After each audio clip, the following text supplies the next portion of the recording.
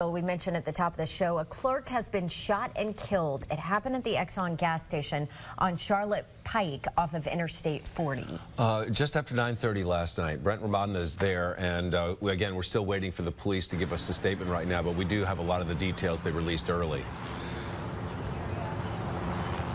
Yeah, that's right. We're getting more details each moment here. Take a look here behind us, though. We actually see a tow truck that's pulled into the lot here. It's towing a vehicle on the property away. We don't know whose vehicle that is at the moment. There's actually another vehicle on the other side inside that crime scene. We'll try to give you some updates here as far as that. But there's also been helicopters out here using their spotlight early this morning. Then there was a helicopter during the daytime flying around the nearby neighborhoods, searching for the suspect and teen. So far, nothing. Now, as for what we know so far, we have confirmed the identity of the man killed while working at the Exxon here on Charlotte Pike, just off I-40.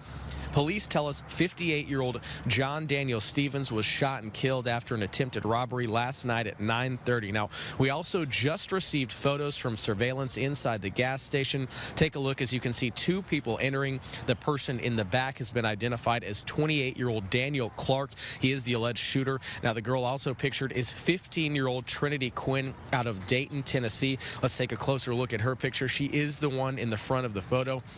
Now, police say she is an endangered teen who has been traveling with Clark. Their vehicle was found in a nearby parking lot, so police believe they could be on foot. Police are still here on the scene. As you can see, this is a very busy, active crime scene. There are a lot of shops and homes in the nearby area. So once again, this man is armed. If you wake up this morning, please be on the lookout. If you see anything, call police. And like I mentioned earlier, there are police on foot searching nearby schools. And if we take a quick look, let's just pan over. There's one police officer here on the property. You can see there is an active search for the suspect and that endangered teen. Once again, if you see anything this morning, please call police. Neil, Don, back to you. All right, Brent Romana live for us there in West Nashville. Obviously, I think he said Metro schools, no change in Metro schools in that area near the manhunt. They're monitoring the search. They're keeping an eye on it. Endangered child alert that was upgraded to an Amber Alert after the teen was thought to be with a West Nashville murder suspect. And there has been a very significant development just happening right now. Let's go to Jerry Barler. He is on Highway 70 near the Dollar General out there, not too far away from where the store clerk was murdered around 9:30 last night. Jerry, we've seen a lot of police activity. What's happening? Yeah, Neil, they had saturated this area already this morning. They started getting calls from people who had spotted these suspects along Old Charlotte and then down around Old Hickory Boulevard near the Dollar General. And the officers converged on that area. Then one person called in, said they spotted a suspect in a camo jacket. They knew the female had a camo jacket with her. They came to this area quickly, went into the woods where the witness saw them go in and spotted the suspects, brought them out. The female is in the back of the car. You see those officers looking at right now. They were putting her in as we pulled up. It was almost exactly 13 hours from when those pictures were taken right there of the 15-year-old, the subject of the Amber Alert, and the 28-year-old Daniel Clark entering the store there, that now this has been resolved and both have been taken into custody. We were leaving the scene of the Exxon earlier. U.S. Marshals were discussing where they would go next, and they actually took off down a road. We followed them for a while, and then they turned around very quickly, put on their lights, and sped back towards town. Now, we were driving back a few ways back, and as soon as we got to the Charlotte Pike and Old Hickory exit here, we saw lots of police and turned down here, and this is what you're seeing now. It would appear that her hands are either voluntarily behind her back or zip-tied behind her back at this point, at a 15 and the subject of an Amber Alert. That's right, Neil. This is what we saw when we arrived here on the scene. Officers had just brought her across the street when we were getting out of the car. We quickly grabbed our camera.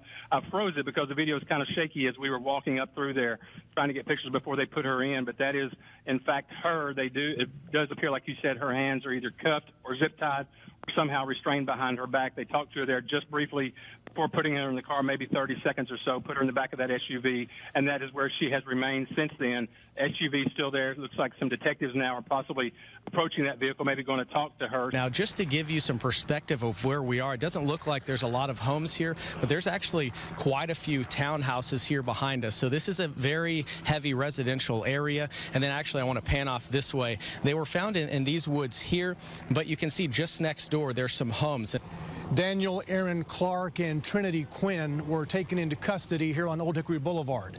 As you know, we have been searching for them throughout the night. A multitude of Metro police officers, deputy U.S. Marshals, and members of the TBI have been trying to find these two.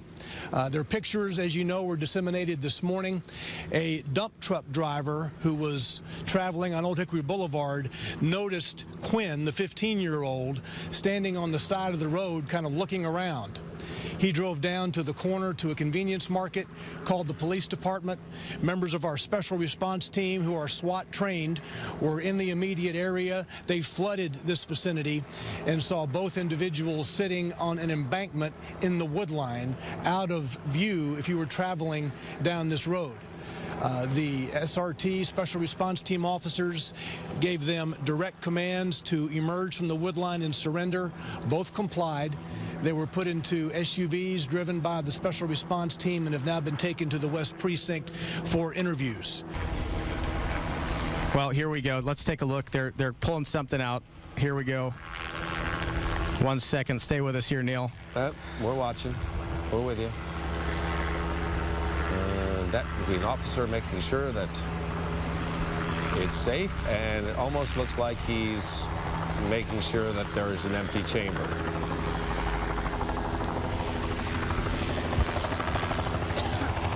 And while we never got a good look at what he was doing, I think those that know handguns and know the procedure with that could possibly be the situation. There's a right belt there. He's pulling out. Right. Well, I just want to confirm one thing. Don Aaron just spoke to us saying that there was a handgun found in the bottom of that bag. They will take that off to evidence here, but it was found in the bag, and they are said that they'll be out here all afternoon kind of searching for other pieces of evidence. The actual suspect now being brought over to the West Precinct, and there is the person that was being sought as he is in handcuffs, and he is being walked into the precinct for booking and questioning, and the process that happens here as they now move into our system here, our legal system. We've learned new information within the past 30 minutes. Police say Clark shot John Stevens multiple times at the Exxon gas station in West Nashville. They say he then went through Stevens' pockets and took his keys. Yeah, the pair then went outside and fired shots into an SUV. They tried to steal the vehicle, but they couldn't, so they ran away eventually.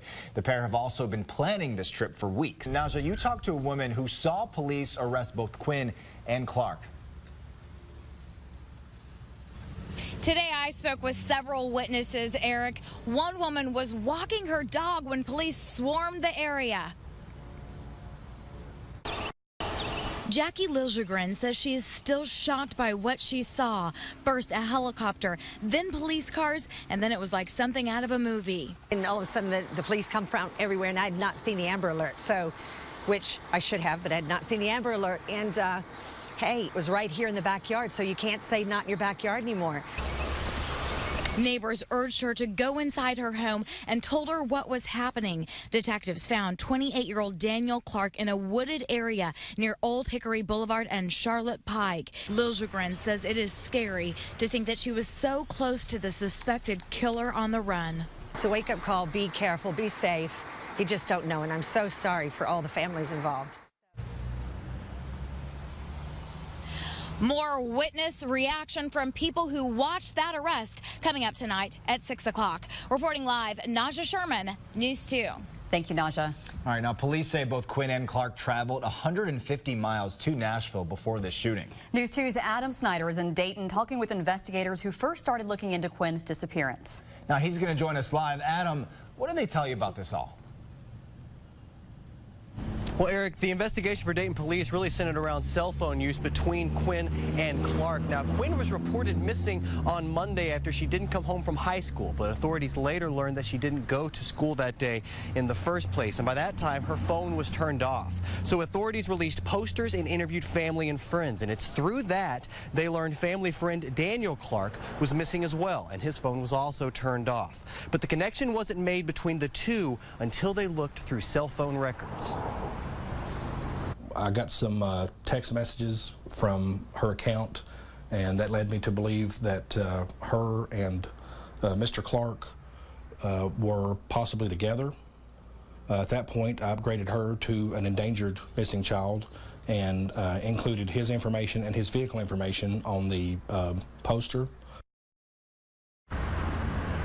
Now, this is truly a surprising case, given that before today, Clark did not have a violent criminal history. Coming up tonight at 6, police's reaction to this violent twist. We're learning more about the man gunned down inside that gas station, and we're hearing from some people who ran into him at night. John Stevens' family says he loved working this night shift because it gave him a chance to talk to customers. Brett Martin spoke with nearby business owners who remember Stevens here as a friendly man who worked hard.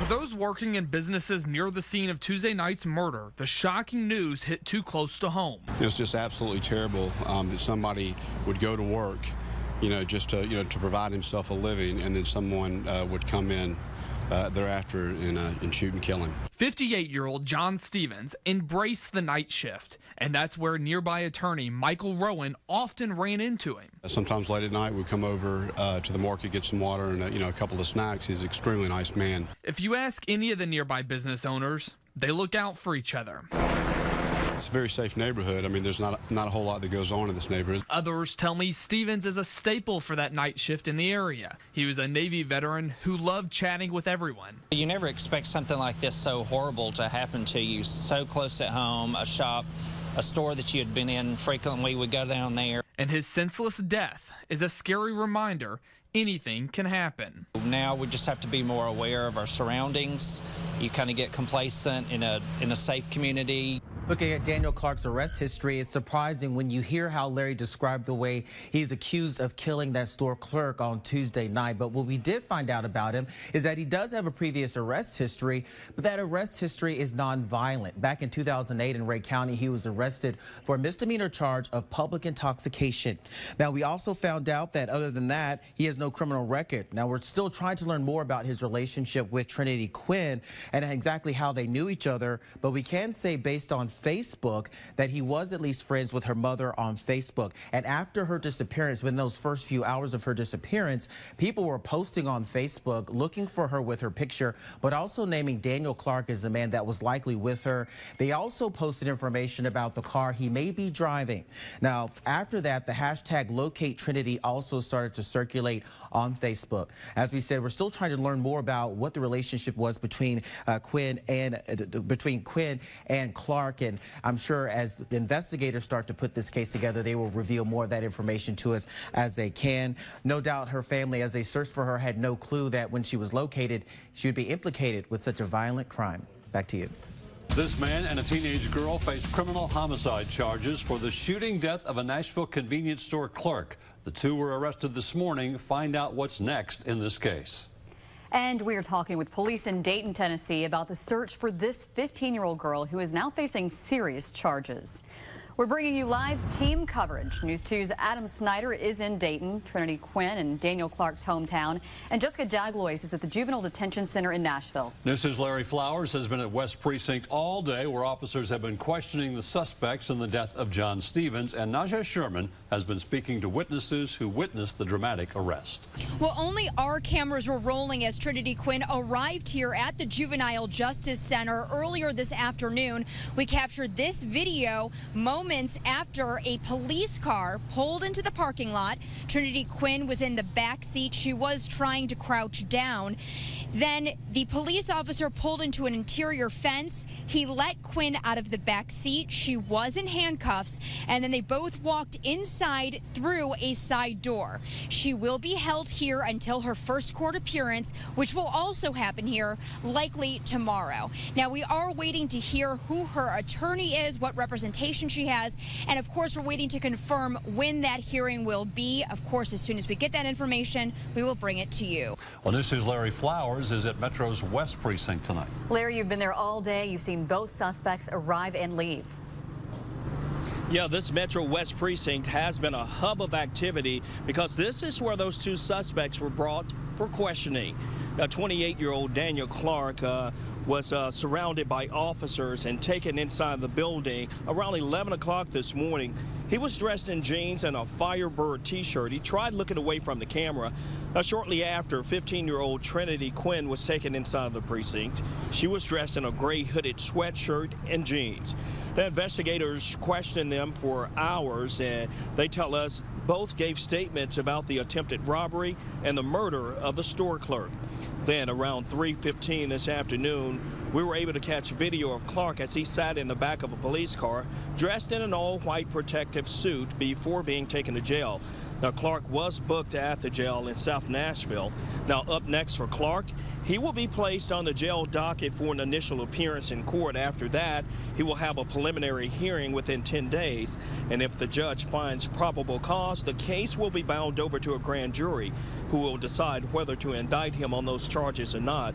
Of course, if he is indicted on those charges, he will have an initial appearance in court where he will be formally arraigned on those charges. And of course, if he cannot afford an attorney, one will be appointed to him. That is the latest live on the West Side. Larry Flowers, News 2. Thank you, Larry. Our continuing coverage continues with News 2's Najah Sherman in West Nashville. She spoke with people who witnessed the arrest. Today, I spoke with witnesses who saw the entire incident unfold right in front of their eyes. One man I spoke with was driving his food truck to an event when an officer pulled out in front of him and barricaded the road. He told me within seconds, 14 more police cars arrived and the officers drew their guns. He also described seeing the arrest.